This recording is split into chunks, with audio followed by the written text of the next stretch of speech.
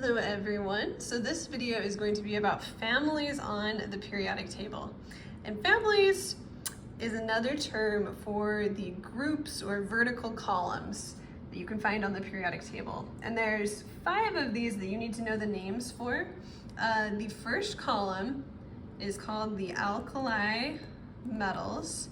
That family or group or column has metals like sodium and potassium and lithium that are very reactive. The column next to it has a very similar name, so don't get these confused. The second column is the alkaline, so we add an Ne on there. Earth metals. So these are also reactive metals, but not nearly as reactive. So things like magnesium, calcium, barium, strontium. The middle section right here with like iron and cobalt and nickel and zinc, those are the transition metals. And then finally, over here, the second to last column has the halogens, so things like chlorine, fluorine, bromine, iodine. And then the last column is called the noble gases. So helium, neon, krypton, things like that.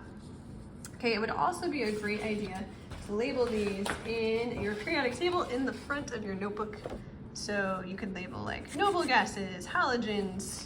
Transition metals is for sure helpful to have labeled, especially just helpful to have those easy to reference. Okay, so now that we know these families, they're called families because they act similarly. So all of the alkali metals will be very reactive in air and water and with a bunch of other substances. The noble gases are very unreactive. The halogens are also very reactive. So the reason that they have these similar properties is because elements in the same family have the same number of valence electrons, and valence electrons determine reactivity and other properties as well.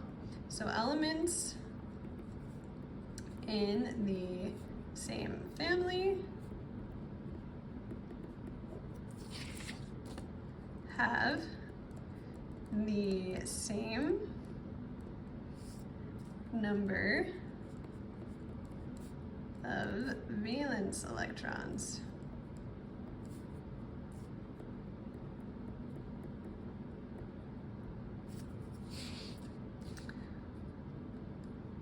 Which